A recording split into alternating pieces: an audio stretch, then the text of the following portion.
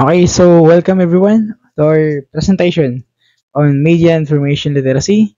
We will be focusing on lesson 1, which covers the motion information and media. So media and information literacy, motion information and media. So for the quarter 2, module 7, motion and manipulative. Okay, so this will be the lesson one. The module 7 consists of two lessons. So this will be the first lesson for this module 7.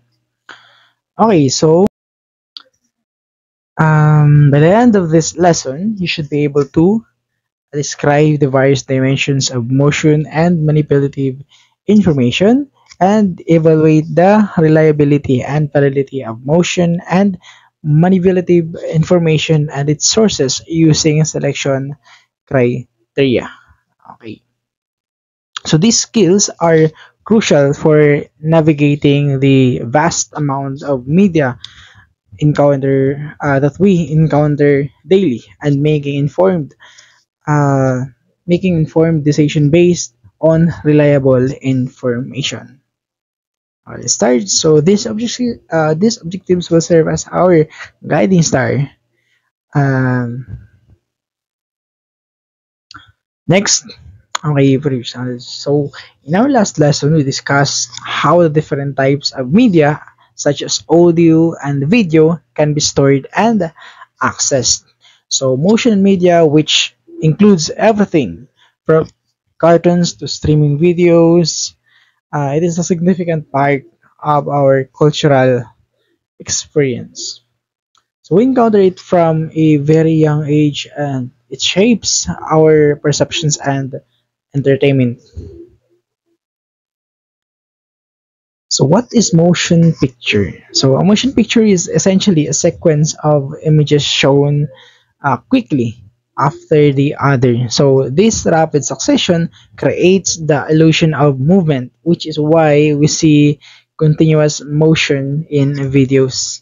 So sabi dito, it is a series of images projected on screen in rapid succession. So it creates an illusion of motion through slight changes in each images. So katulad niyan, so makikita nyo yung series of movements sa kada frames. Okay, so pag sinabi nating frames, each images in this sequence are called the frame. Kumbaga kada isang picture, that is a frame. So most videos use 24 FPS or frames per second or frame rate per second. So parehas lang yan. Meaning 24 images are shown in every seconds to create smooth motion. So, ibig sabihin kapag the higher the FPS, the smoother the video is. Okay. So, most motion pictures are now saved in digital called format called video. Okay, so then we go on the types of motion picture. So we have the traditional animation, the computer animation, the stop motion animation, and visual combination of visual effects. So first, traditional animation, sabi dito, each frame is individually drawn by the artist. Ibig sabihin, yung every frame of the video is dinadrawing talaga. Then, there's a successive changes sa kada picture para mag-create scene illusion to think that it is moving. So, ganun. So, ibig sabihin, kumbaga isang picture ganito, drawing, then, pangalawa, tumaas konti, then another naman, taas, drawing, ganun, then, drawing na naman. Okay, imagine kung how long it will take to have a 1 minute video clips with those process in traditional animation. Then we have the computer animation. So modern animation often uses computers force to create 2D and 3D animations. Examples includes, of course, Pixar movies and many video games also that is created using computers. Then we have the stop motion animations. So it uses static objects to create movement illusion. So, ito talaga purely walang movement na nangyari dun sa video. Kumbaga, still yung mga images or mga objects na kinukunan. So, example dito is yung parang mga clay. Yung mga clay yung kanilang mga characters. So, halimbawa, yung Bob the Builder, ano po yung mga ano, stop motions like they photograph the static objects individually. Kumbaga, eventually they are being moved at yung ano, yung Wallace and the Gromit within, or the Nightmare Before Christmas. Okay, so yung idea lang naman dito sa motion example of course is yung mga para mga clay, yung mga characters, yung mga lahat ng objects actually dun sa film is parang mga clay lang. Then siguro minomold nila yun after kinunan or after pinotograph yung isang scene. Okay, mold naman for another position or movement. Then throughout the film, they keep on bending siguro dun sa mga objects. Yung iba naman, kung makikita nyo, pag pwede kayo actually gumawa using those toys na pwedeng ma-move yung mga part ng kanilang katawan. Then, i-photograph mo sila isa-isa. Eventually, you will end up with the moving video of your toys. Okay, so example dito kapag ka mayroon kayong mga doll dyan sa bahay, then kukuha mo ng picture. Kailangan naman yung angle ng pagkuha ng picture is steady at hindi siya steady habang yung ginagalaw mo lang is yung mga objects na kasama dun sa film.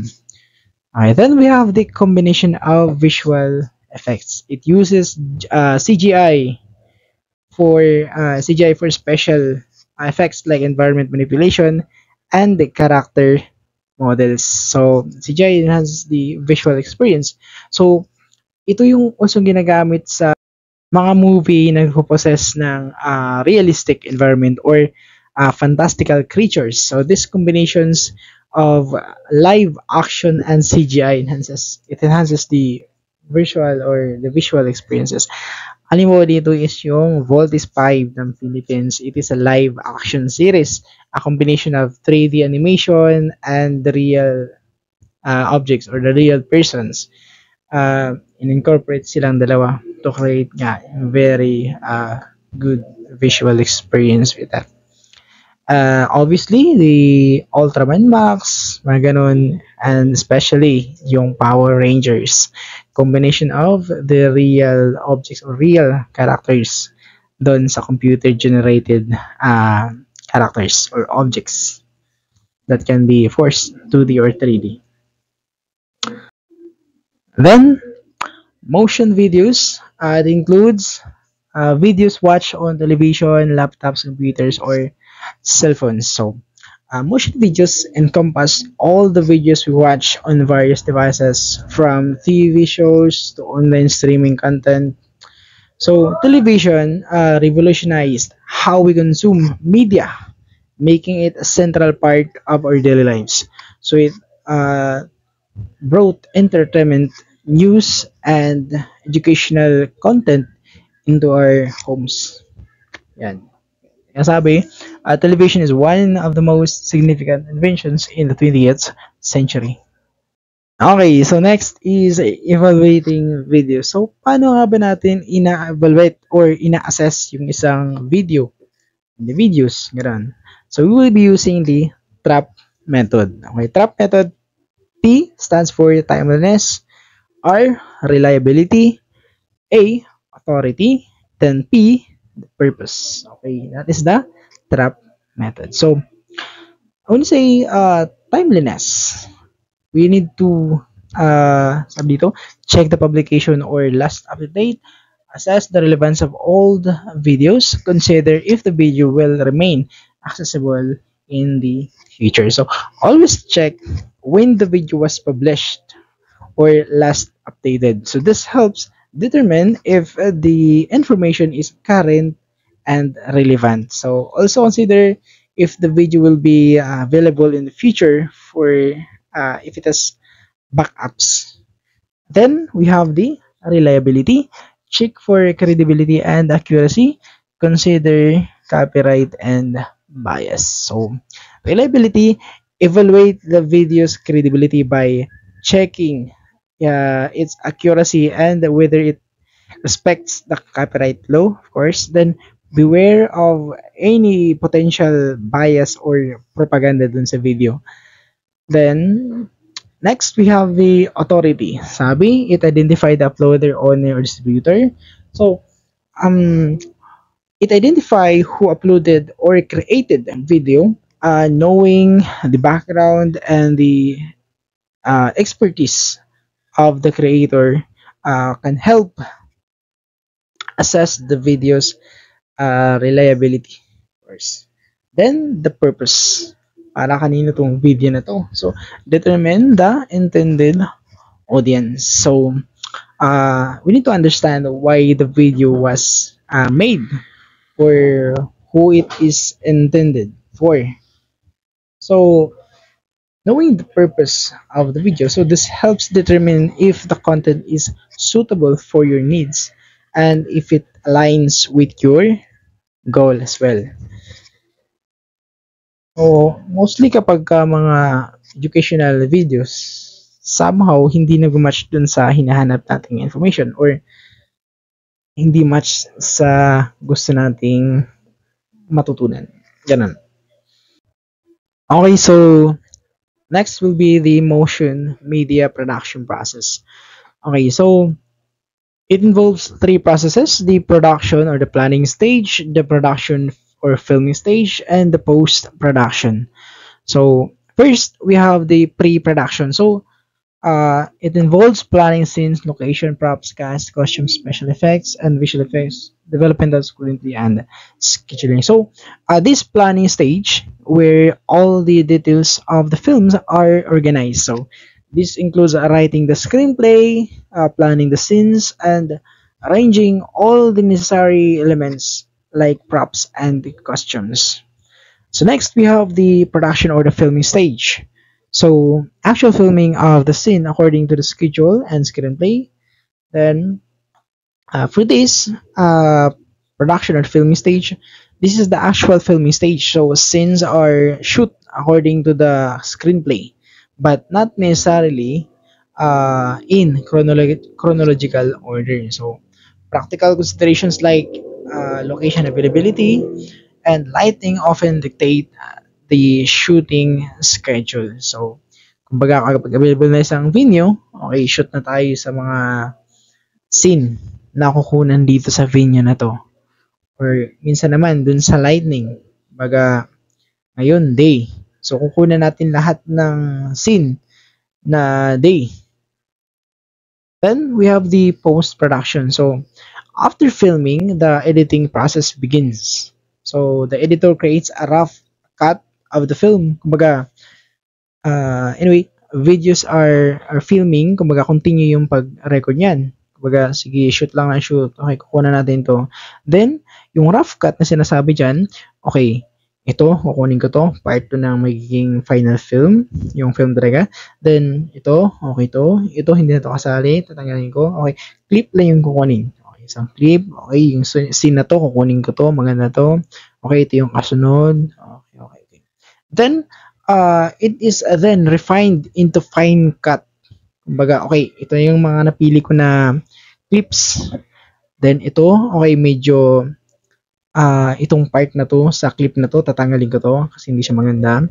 Medyo i-edit ko dito yung clip na to. Kumbaga, i-refine for the final compilation of the video. Then, after the refining process, it is then result. So, kumbaga, the final cut includes all the selected footage, as well as the music, the graphics, and it is locked to prevent further changes dun sa selected films na or selected clips. Okay, so the tools.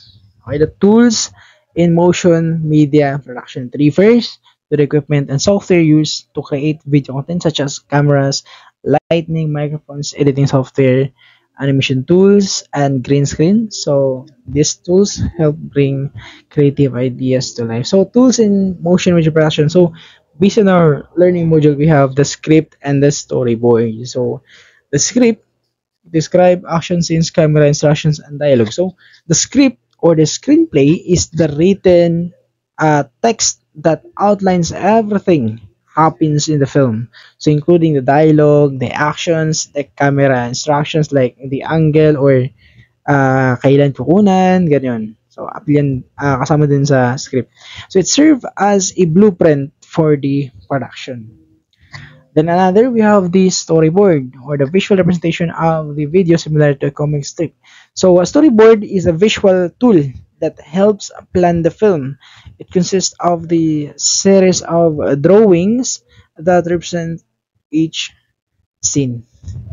Ito yung kakalabasan ng eksinang to, okay, ganito, drawing ko, parang ganito yung tsura, ganito yung ganaps, ganito yung organization ng mga elements dun sa scene na kukunan natin.